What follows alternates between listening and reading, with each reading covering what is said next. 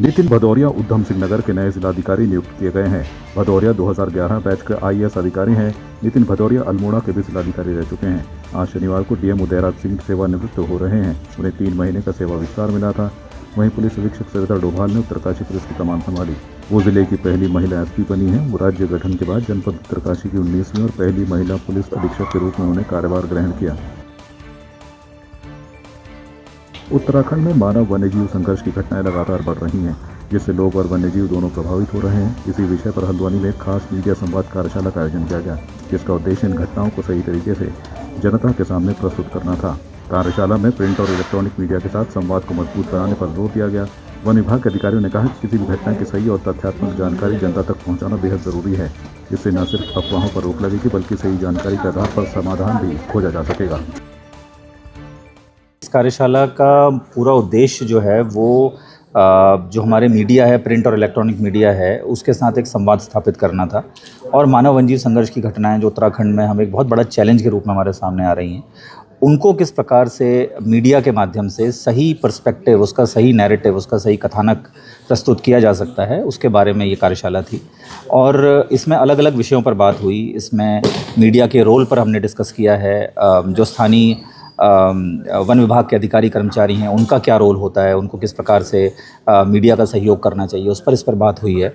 उसके अलावा जो नियम प्रचलित हैं, उन पर भी हमने चर्चा की है, बात की है। बहुत अच्छे पॉजिटिव सुझाव हमें प्राप्त हुए हैं मीडिया की तरफ से भी, जिससे हमें अपनी कार्यप्रणाली में थोड़ा सा परिवर्तन करके किस प्रकार एक बेटर न्यूज़ हम मीडिया को सही न्यूज़, सही नैरेटिव हम प्रोवाइड कर सकते हैं, उस पर हम लोग कार्य करेंगे। एक मीडिया सेल का गठन किया जाएगा वृत्त में बहुत जल्दी, जिससे कि सही न्यूज़ और सही खबर को जो है प्रचार प्रसार उसका किया जा सके।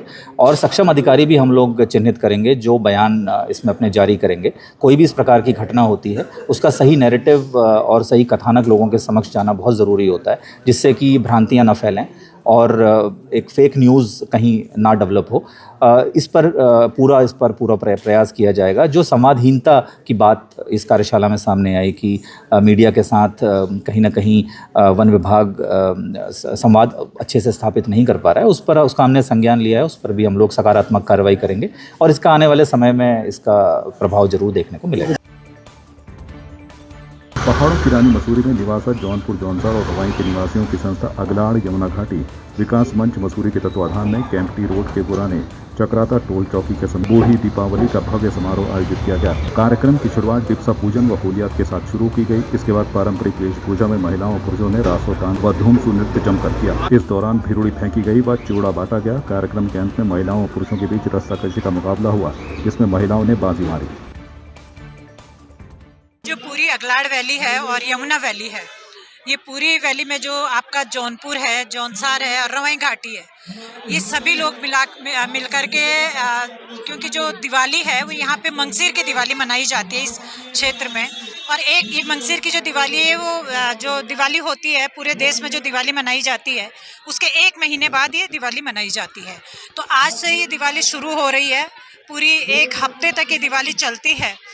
और इसके दिवाली के इस सेलिब्रेशन में पूरे जो क्षेत्र के जो लोग हैं वो अपनी पारंपरिक वेशभूषा में अपने जो हमारा जो सांस्कृतिक कार्यक्रम है, हमारे जो पारंपरिक जो कल्चर है, उस कल्चर को समेटे हुए हम यहाँ पे पूरे हर्षोल्लास के साथ ये कार्यक्रम आयोजित करते हैं। आप देख रहे होंगे साइड में यहाँ पे डिमसे का आयोजन भी किया गया है, सामने रस्साकसी भी का कार्यक्रम भी चल रहा है, तांदी नृत्य का कार्यक्रम भी कंटिन्यू जारी है। तो इस तरीके से हम देखते हैं कि ये पूरा जो कार्यक्रम है वो दिवाली में ही बेसिकली हम लोग किया करते हैं।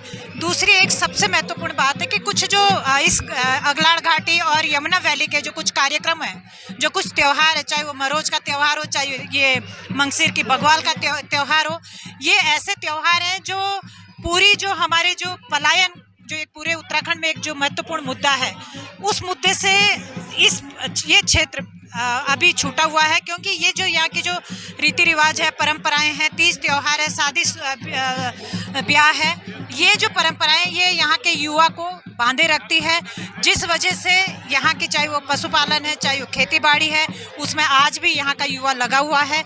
और घर के प्रति, गांव के प्रति जो लगाव है इस क्षेत्र के लोगों का, वो आपको कहीं भी और जगह देखने को नहीं मिलेगा।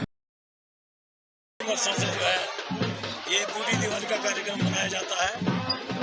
ये श्री रामचंद्र भगवान जब लंका से जो है विजय प्राप्त करके अयोध्या तो उस समय पहाड़ में जो है, विशेषकर हमारा अगलाड़ यमुना घाटी और पहाड़ में जो है इसकी सूचना बहुत 1 महीने बाद मिली।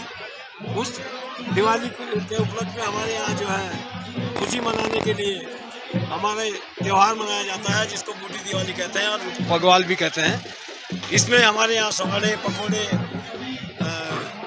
अखरोट और चिवड़ा, डिप्सा लगाया जाता है, होली खेले जाते हैं, गांधी नृत्य और विशेष कर जितने हमारे गांव के लोग जो हैं इस आयोजन को बहुत ही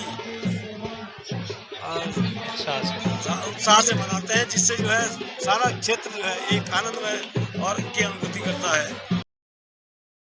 आज यहाँ पर अगलाड़ यमुना घाटी विकास मंच जो हमारा विकास समिति जो है उसके माध्यम से विगत कई वर्षों से यहाँ पर जो है बूढ़ी दीपावली का कार्यक्रम होता है। और उसी कड़ी में आज यहाँ पर पूरे समिति के साथ साथ पूरे शहरवासी, चाहे वो किसी धर्म बोली भाषा के लोग हैं, सभी लोग यहाँ पर एकत्रित होकर के आज जो है इस कार्यक्रम को यहाँ पर मना रहे हैं। और इसके पीछे भी कारण है कि हम क्यों बूढ़ी दीपावली क्यों मनाते हैं। इसके पीछे यह है कि लोगों का कहना है या किंवदंतियां हमारी ऐसी है कि जब भगवान रामचंद्र जी अयोध्या आए, जीत कर आए, वनवास से वापिस आए, तो वहाँ पर जब उनका राज तिलक हुआ तो उसमें जश्न का माहौल था, जिसको कि दीपावली का रूप दिया गया है। उसी कड़ी में आज जो है उत्तराखंड के लोग, हमारे क्षेत्र के लोग जो हैं यहाँ पर उस दीपावली के ठीक 1 माह बाद जो है इस बूढ़ी दीपावली को यहाँ पर मनाते हैं। और मैं तो धन्यवाद देना चाहता हूँ आप अपनी पीढ़ी को, अपने क्षेत्र के लोगों को, विशेष करके उन महिलाओं को जो अपनी वेशभूषा में अपनी संस्कृति को जो बचाए रखने में अपना बहुत बड़ा पूरा योगदान जो दे रहे हैं, सबसे बड़ा धन्यवाद उनको जाता है कि आज भी संस्कृति, हमारे उत्तराखंड की जो संस्कृति, हमारे क्षेत्र की जो संस्कृति है वो महिलाएं द्वारा सबसे ज़्यादा बचाई जा रही है। और संस्कृति जहाँ बचेगी तो सब कुछ बचेगा, विकास भी तभी होगा, क्योंकि संस्कृति के बगैर कुछ नहीं है। और जो हमारे त्यौहार हैं इनको हम इसलिए भी मनाते हैं, जो हमारी आने वाली पीढ़ी है, जिनको जो पाश्चात्य संस्कृति की ओर भाग रहे हैं, उनको भी बताना चाहते हैं बेटा हमारे त्यौहार क्या है, हमारी संस्कृति क्या है, इसको कैसे आप धरोहर के रूप में आगे मनाएंगे। ये विशेष हमारा जो महत्व है और जो विशेष कारण है इसको मनाने का ये भी है, क्योंकि हम लोग जो है अपने क्षेत्रों से पलायन करके जो है यहाँ मसूरी या देहरादून, दिल्ली या कहीं और विशेष क्षेत्रों में रह रहे हैं, तो अपनी दीपावली को नहीं मना पा रहे, अपने बच्चों को नहीं पता है, आने वाली पीढ़ी को नहीं पता है कि बूढ़ी दीपावली क्या है, फलाना त्यौहार क्या है, दीपावली का त्यौहार क्या है। तो इसलिए हम ये चाहते हैं कि सब लोगों को ये संदेश पूरे देश में जहाँ जहाँ हमारे लोग रहते हैं उनको ये संदेश जाए, चाहे वो विदेशों में रह रहे हो, ये संदेश जाए कि बूढ़ी दीपावली भी कोई होती है, उसको हमें मनाना चाहिए और अपनी संस्कृति को बचाना चाहिए। आपकी इस पर क्या राय है, हमें कमेंट कर जरूर बताएं। इसके साथ ही आप हमारे YouTube चैनल को सब्सक्राइब कीजिए। आप हमें Facebook, Instagram, Twitter पर फॉलो भी कर सकते हैं। और संवाद 365 के साथ एक क्लिक में जुड़ने के लिए डाउनलोड कीजिए संवाद 365 ऐप।